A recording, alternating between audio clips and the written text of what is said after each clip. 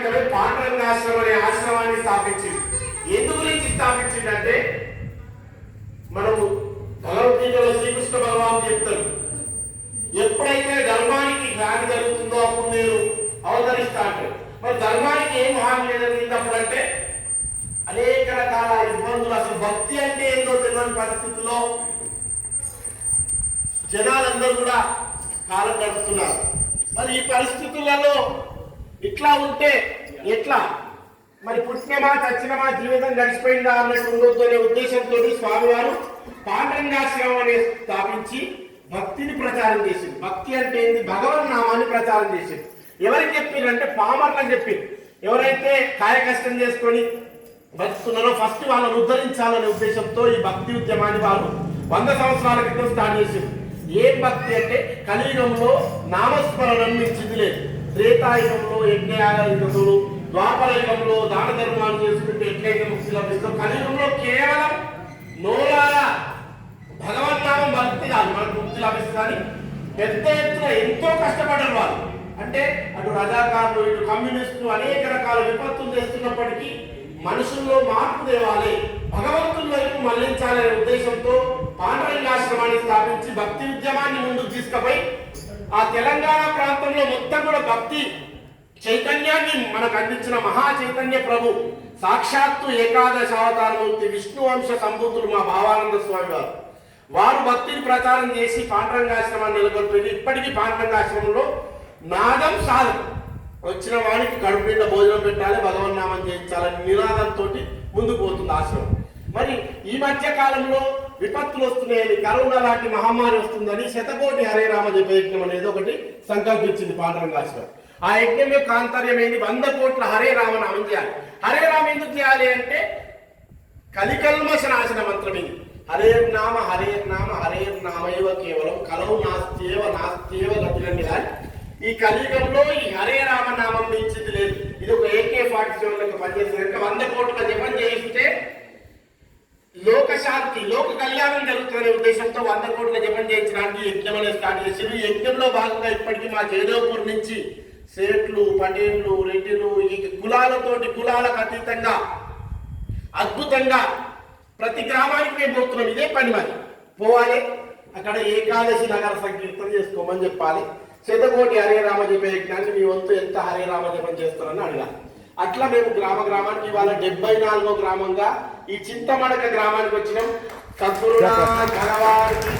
మేము ఏ ఊరికి పోయినా ఆ ఊరి పేరు ఏం పెట్టుకుంటాం అంటే భగవత్ సేవా సమాజం శాఖ అని పెట్టుకుంటున్నాం. ఎందుకంటే పాండురంగాశ్రమం భగవత్ సేవా సమాజం అనేది ఒక నెలకొల్పింది. దాంట్లో భాగంగా ఇవాళ చింతమడక గ్రామం 74వ గ్రామం, భగవత్ సేవా సమాజం 74వ గ్రామం చప్పట్లతో గట్టిగా ఆహ్వానిద్దాం. మరి స్వామివారి సంకల్పంలో 100 కోట్ల జపమైంది. అయినా సరే నెక్స్ట్ ఫిబ్రవరిలో ఈ యజ్ఞం ఉంది.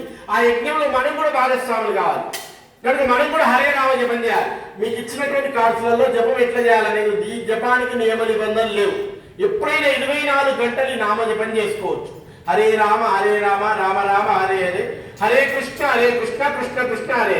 ఇది అంటుంటే చాలు, నాలుక మీద నామం నామాలు. ఇది అంటుంటే చాలు, మనకు అన్ని రకాల మంచి జరుగుతుంది. ఈ నామం చేస్తే చాలు, మనం భగవంతుడు మన వైపు చూస్తాడు.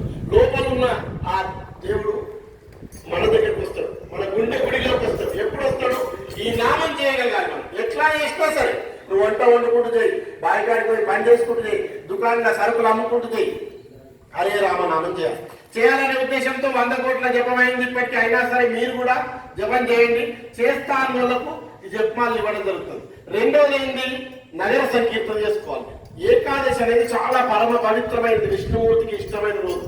ఏకాదశి రోజు ఒక్కసారి నాము అంటే 1000 సార్లు నాము అంత ఫలితం వస్తుంది కనుక ఏకాదశి రోజు మనం ఏం చేయాలంటే ఇప్పుడు మీకు ఇచ్చినటువంటి కండువాలు ఉన్నాయి కదా, అవి దీక్షా వస్త్రాలు లాంటి, అవి ఒకదాని ఇక్కడ గుళ్ళె పెడదాం, అయ్యగారికి అప్పేద్దాం. ఇంకా మేము తాళాల జతలు కూడా తెచ్చినాం, అవి కూడా ఇస్తాం ఆశ్రమం నుంచి. ఈ తాళాలు పట్టుకోవాలి, కండువాలు వేసుకోవాలి. మీకు ఎంత దూరం ఇప్పుడు తిరిగినంత అవసరం లేదు, మీకు అవకాశం ఉన్నంత తిరగండి. ఊర్లో తిరిగి నామం చేస్తే ఏమైతుంది అంటే ఈ నామం చెవుల పడ్డోని ప్రతి ఒక్కరికి మార్పు వస్తుంది, పాజిటివ్నెస్ పెరుగుతుంది. ఇవాళ రేపు పరిస్థితులు వేరే రకంగా మారుతున్నాయి, ఎటు పోతుందో అర్థమైతలేదు. కనుక మనము ఒక బాధ్యతగా మనం మిడిల్ ఉన్నాం, ఆ తరానికి ఈ తరానికి మధ్యలో ఉన్నాం. మన బాధ్యత విస్మరిస్తే భయంకరమైన పరిస్థితులు వస్తాయి. కనుక ఆ తరం వాళ్ళు అందించిన భగవన్నామాన్ని నెక్స్ట్ తరానికి అందియాలంటే ఈ నగర సంకీర్తన లాంటివి ఉపయోగపడతాయి. ఊర్లో మనకు ఒక సామాజిక చైతన్యం వస్తుంది, ఒక ఉద్యమంగా మారుతాం, ఒక సమిష్టి తత్వం ఏర్పడుతుంది. దాంతో పాటు భగవత్ అనుగ్రహం వస్తుంది. కనుక ఊర్లో తిరుగుకుంటూ ప్రతి ఏకాదశి రోజు ఈ నామ సంకీర్తనం హరే రామ నామంతో ఎంత దూరం అవకాశం ఉంటే అంత దూరం చేయండి. సరే సాయంత్రం పూట అయితే సాయంత్రం పూట, పొద్దున పూట అయితే పొద్దున పూట, అమ్మలు రావాలి, అయ్యలు రావాలి, పిల్లలు రావాలి, అందరు రావాలి. ఇట్లా చేయడం వల్ల మన గ్రామానికి మంచి జరుగుతుంది, మనకు మంచి జరుగుతుంది, మనం అనుకున్న పనులు అయితే మొత్తం మీద ఆ భగవంతుడి దృష్టి మన మీద ఉంటుంది. భగవన్ నామం చేస్తే ఖచ్చితంగా భగవంతుడు మనం అనుగ్రహిస్తారు. కనుక ఈ నామం చేస్తారని ఎవరైతే జపం చేస్తారన్నారో వాళ్ళకి మేము జపమాలను కూడా తెచ్చినాం. 54 పూసల జపమాలను ఉంటాయి.